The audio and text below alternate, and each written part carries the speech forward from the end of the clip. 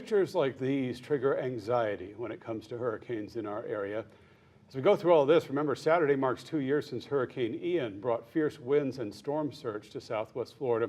That's why we know a lot of people are keeping a very close eye on the track of Hurricane Helene, especially hoping that it stays away from us. Yeah, especially since there are communities that are still recovering from Ian. Wake News reporter Paul Dolan joins us in the studio. And Paul, how serious is this anxiety when it comes to storms? Hurricane Ian. The name itself brings back nightmares for some people.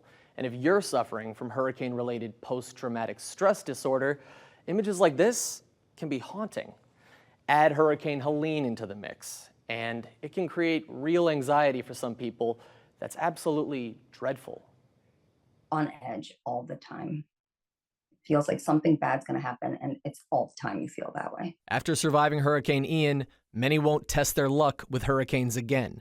Flooded waters dried up, but images like this seared into our memories, leaving many with hurricane-related PTSD. Increased anxiety or irritability, sadness, maybe a change in sleep pattern. Past couple of days, we've been hearing all about the path and speeds and wind and floods. For some, Hurricane Ian isn't buried in the past, and Hurricane Helene is expected to strike Florida almost exactly 2 years after Ian.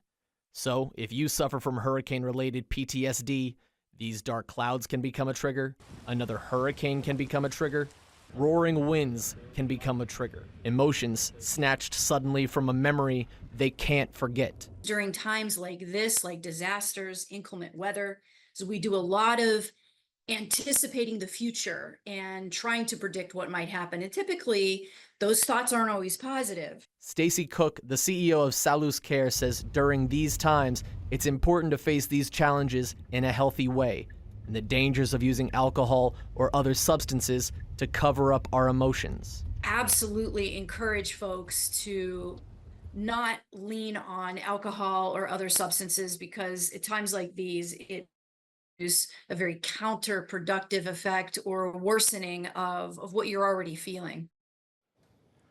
One way Stacy told me you can manage your hurricane-related PTSD is by keeping yourself surrounded by a supporting group and loved ones.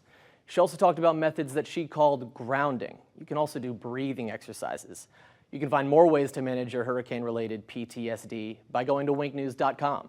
Back to you. All right, you have so many people. Just sometimes talking to somebody about it helps. Yeah, you can understand why people still feel Oh, anxiety over it. absolutely. Yeah.